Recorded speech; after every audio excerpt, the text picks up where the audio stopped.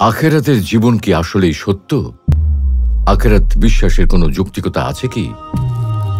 হাসরের মাঠে সকল সৃষ্ট জীবকে একত্রিত করে প্রথমত দুইটি শ্রেণীতে বিভক্ত করা হবে। এক শ্রেণীর মানুষের কোনো হিসাব নেওয়া হবে না, আরেক শ্রেণীর মানুষের হিসাব নেওয়া হবে।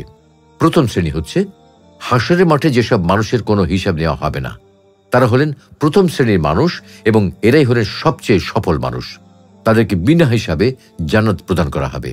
আর এই শ্রেণীর মানুষদের সম্পর্কে আল্লাহ তাআলা বলেন, আসহাবুল জান্নাতি ইয়াওমাইযিন খায়রুম মুস্তাকাররান ওয়া আহসানু মাকিলা। সেদিন জান্নাতবাসীরা উত্তম অবস্থান স্থল এবং উৎকৃষ্ট বিশ্রাম স্থলে থাকবে। আবু দারদা রাদিয়াল্লাহু তাআলা আনহু থেকে বর্ণিত, আমি রাসূলুল্লাহ সাল্লাল্লাহু আলাইহি ওয়াসাল্লামকে বলতে শুনেছি, আল্লাহ তাআলা বলেন,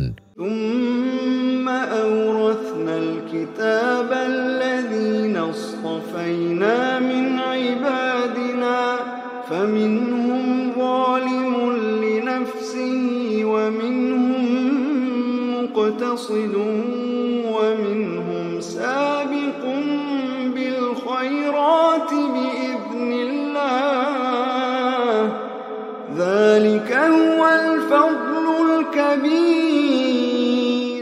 অতঃপর আমি কিতাবের অধিকারী করেছি তাদেরকে, যাদেরকে আমি আমার বান্দাদের মধ্য থেকে মনোনীত করেছি। তাদের কেউ কেউ নিজের প্রতি অত্যাচারী, কেউ মধ্যপন্থা অবলম্বনকারী এবং তাদের মধ্যে কেউ কেউ আল্লাহর নির্দেশক্রমে কল্যাণের পথে এগিয়ে গেছে। এটাই মহা অনুগ্রহ। সুতরাং যারা কল্যাণের পথে এগিয়ে গেছে, আল্লাহ তাআলা তাদেরকে বিনা হিসাবে জান্নাত দান করবেন। দ্বিতীয় ও তৃতীয় শ্রেণী হচ্ছে, দ্বিতীয় এবং তৃতীয় শ্রেণীর মানুষদের জন্য মিজান কায়েম করা হবে, হিসাবের ব্যবস্থা করা হবে এবং প্রত্যেকের আমলের পুঙ্খানুপুঙ্খরূপে হিসাব নেওয়া হবে। পবিত্র কোরআনে আল্লাহ উল্লেখ করেছেন, ونضع الموازين القسط ليوم القيامة فلا تظلم نفس شيئا وإن كان مثقال حبة من خردل أتينا بها وكفى بنا حاسبين। আমি কিয়ামতের দিন ন্যায় বিচারের মানদণ্ড স্থাপন করব, সুতরাং কারো প্রতি জুলুম হবে না। যদি কোনো আমল সরিষার দ্বারা পরিমাণ হয়, আমি তা উপস্থিত করব, হিসাব গ্রহণের জন্য আমিই যথেষ্ট। আমলের হিসাব শেষে কাউকে ডান হাতে আবার কাউকে পেছন দিক থেকে আমলনামা প্রদান করা হবে। যাকে তার আমলনামা ডান হাতে প্রদান করা হবে তার হিসাব হবে খুবই সহজ। এদের সম্পর্কে আল্লাহ তাআলা বলেন,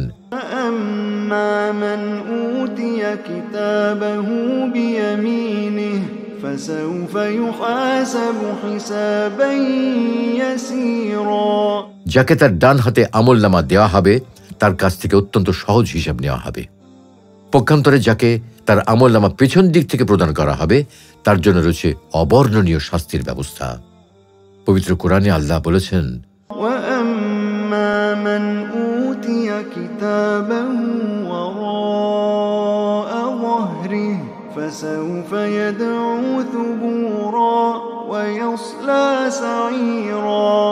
যাকে তার আমলনামা পিঠের পশ্চাৎ দিক থেকে দেওয়া হবে সে মৃত্যু কামনা করবে, তবে সে জাহান্নামে প্রবেশ করবে। আখিরাত বিশ্বাসের উপকারিতা। ঈমান বিল আখিরাত বা আখিরাতের প্রতি বিশ্বাসের ফলে ব্যক্তি মানুষের জীবনে যেমন নৈতিক উৎকর্ষ সৃষ্টি হয়, তেমনি মানব সমাজেও অভূতপূর্ব উন্নয়ন ও সমৃদ্ধি ঘটে। যেমন শরীয়তের ফয়সালা হাসি মুখে গ্রহণ করা যায়। ঈমান বিল আখিরাতের কারণে আল্লাহ ও রাসূল সাল্লাল্লাহু আলাইহি ওয়াসাল্লামের আদেশ নিষেধ তথা ইসলামী শরিয়ার সিদ্ধান্ত সহজে মেনে নেওয়া যায়, কেননা আখিরাতের স্বার্থেই মানুষ দুনিয়াবী স্বার্থ ত্যাগ করে। এ প্রসঙ্গে আল্লাহ তাআলা বলেন, ইয়া আইয়ুহাল্লাযীনা আমানু আতিউল্লাহ ওয়া আতিউর রাসূল ওয়া উলিল আমরি মিনকুম ফাইন তানাযা'তুম ফি শাইইন ফারুদ্দুহু ইলাল্লাহি ওয়ার রাসূল ইন কুনতুম তু'মিনুনা বিল্লাহি ওয়াল ইয়াউমিল আখির যালিকা খায়রুন ওয়া আহসানু তা'ওয়িলা। হে মুমিনগণ, তোমরা আল্লাহর আনুগত্য করো এবং আনুগত্য করো রাসূলের ও তোমাদের নেতৃবৃন্দের। অতঃপর যদি কোনো বিষয়ে তোমরা বিতর্কে জড়িয়ে যাও, তাহলে বিষয়টি আল্লাহ ও রাসূলের দিকে ফিরিয়ে দাও, যদি তোমরা আল্লাহ ও আখিরাতের প্রতি বিশ্বাস হয়ে থাকে। এটাই কল্যাণকর ও পরিণতির দিক দিয়ে সর্বোত্তম। সাহাবা কেরামের জীবনী চর্চা করলে দেখা যায় যে ঈমান বিল আখিরাতের কারণেই তারা স্বেচ্ছায় শরীয়তের সিদ্ধান্ত মেনে নিতেন। এক্ষেত্রে সহিহ বুখারী ও মুসলিম সহ হাদিসের অন্যান্য কিতাবে উল্লেখিত সাহাবী মাইজ আসলামী রাদিয়াল্লাহু তাআলা আনহু এবং গামেদি গোত্রের এক নারীর ঘটনা বিশেষভাবে উল্লেখযোগ্য, যারা কেবল আখিরাতে মুক্তির লাভের আশায় স্বেচ্ছায় এসে মৃত্যুদণ্ডের মতো কঠিন শাস্তি চেয়ে নিয়েছেন। সৎকর্মের প্রতি একাগ্রতা সৃষ্টি হয়। দুনিয়াতে বড় কোনো সাফল্যের মূলে থাকে সাধনা ও একাগ্রতা, আর সেটি সবচেয়ে জোরদার করে আখিরাতে সাফল্য লাভের আকাঙ্ক্ষা। আনাস রাদিয়াল্লাহু তাআলা আনহু থেকে বর্ণিত, রাসূলুল্লাহ সাল্লাল্লাহু আলাইহি ওয়াসাল্লাম ইরশাদ করেন, যে ব্যক্তির একমাত্র চিন্তার বিষয় হয় আখিরাত, আল্লাহ তার অন্তরকে অভাব মুক্ত করে দেন, তার বিক্ষিপ্ত বিষয়গুলিকে সমাধান করে দেন, ফলে দুনিয়া তার কাছে তুচ্ছ হয়ে যায়। পক্ষান্তরে যার একমাত্র চিন্তার বিষয় হল দুনিয়া, আল্লাহ তার অভাবসমূহ সামনে এনে দেন আর তার সমস্যাগুলিকে বিক্ষিপ্ত করে দেন, অথচ তার নিকট তাকদীরে যতটুকু নির্ধারিত আছে ততটুকু ব্যতীত আর কিছুই আসে না। সৎকর্মে দৃঢ়তা সৃষ্টি হয়। আখিরাত বিশ্বাসের ফলে মানুষ সৎকর্মের জন্য যথাযথভাবে চেষ্টা করে এবং দৃঢ়ভাবে সৎকর্ম করতে থাকে। বদরের যুদ্ধের সময় রাসূলুল্লাহ সাল্লাল্লাহু আলাইহি ওয়াসাল্লাম ঘোষণা করে বলেন, তোমরা জান্নাতের জন্য প্রস্তুত হয়ে যাও, যার প্রশস্ততা নভমণ্ডল ও ভূমণ্ডল ব্যাপী বিস্তৃত। সাহাবী উমায় ইবনুল হুমাম আনসারী রাদিয়াল্লাহু তাআলা আনহু তখন কিছু খেজুর খাচ্ছিলেন। এই ঘোষণা শুনে তিনি বলে উঠলেন, আমি যদি এই খেজুরগুলো খাওয়া পর্যন্ত বেঁচে থাকি তবে অবশ্যই সেটি হবে দীর্ঘ সময়। অতঃপর তিনি বাকি খেজুরগুলো ছুঁড়ে ফেলে দিয়ে যুদ্ধে ঝাঁপিয়ে পড়েন এবং শাহাদাত বরণ করেন। বিপদে ধৈর্য ধারণের শক্তি বৃদ্ধি পায়। মক্কা নির্যাতিত অবস্থায় সাহাবী ইয়াসির রাদিয়াল্লাহু তাআলা আনহুর পরিবারকে লক্ষ্য করে রাসূলুল্লাহ সাল্লাল্লাহু আলাইহি ওয়াসাল্লাম বলেন, হে ইয়াসির পরিবার, ধৈর্য ধারণ করো, নিশ্চয়ই তোমাদের ঠিকানা হলো জান্নাত। অল্পে তুষ্ট থাকার গুণ অর্জিত হয়। একদিন ওমর রাদিয়াল্লাহু তাআলা আনহু রাসূলুল্লাহ সাল্লাল্লাহু আলাইহি ওয়াসাল্লামের নিকট গেলেন। সেই সময় তার মাথার নিচে ছিল একটা খেজুর পাতা ভরা চামড়ার বালিশ, আর পিঠে ও পার্শ্বদেশে ছিল চাটাইয়ের দাগ। এটা দেখে ওমর রাদিয়াল্লাহু তাআলা আনহু কেঁদে উঠলেন। রাসূল সাল্লাল্লাহু আলাইহি ওয়াসাল্লাম বললেন, তুমি কাঁদছো কেন?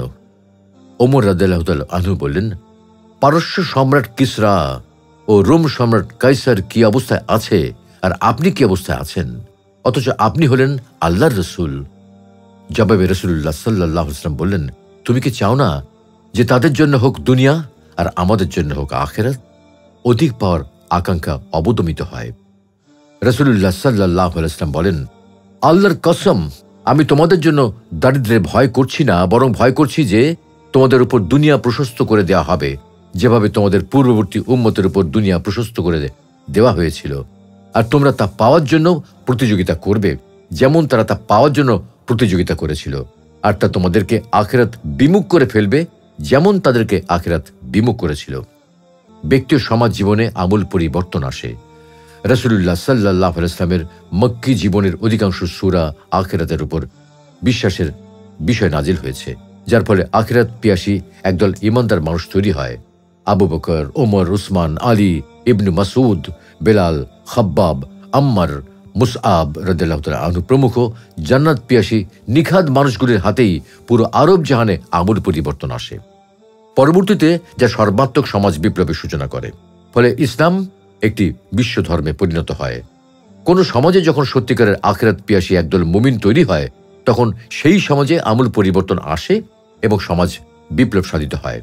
মক্কি জীবনে সাহাবায়ে কেরাম যখন কাফিরদের অত্যাচারে অতিষ্ঠ হয়ে যান, তখন আল্লাহ তাআলা নাজিল করেন, والذين هاجروا في الله من بعد ما ظلموا لنبوئنهم في الدنيا حسنة ولأجر الآخرة أكبر لو كانوا يعلمون। যারা অত্যাচারিত হওয়ার পরেও আল্লাহর পথে হিজরত করেছে, আমি তাদেরকে অবশ্যই এই দুনিয়াতে উত্তম আবাস দান করব, আর আখিরাতের পুরস্কার তো অবশ্যই সবচেয়ে বড়। হায়, তারা যদি জানত। পক্ষান্তরে মানুষের মধ্যে যদি আখিরাত বিশ্বাস না থাকে, তাহলে মানুষ অন্ধ হয়ে যায়, সত্যকে অস্বীকার করে, সত্য থেকে মুখ ফিরিয়ে নেয়, আর সত্যচ্যুত মানুষ পথভ্রষ্ট হয়ে যায়। আল্লাহ রাব্বুল আলামিন আমাদের সকলকে আখিরাতের প্রতি বিশ্বাস স্থাপন করার মাধ্যমে সৎকর্মে অগ্রগামিতা অর্জন করা এবং মন্দ কাজ ও জুলুম করা থেকে বিরত থাকার তৌফিক দান করুন। আমিন।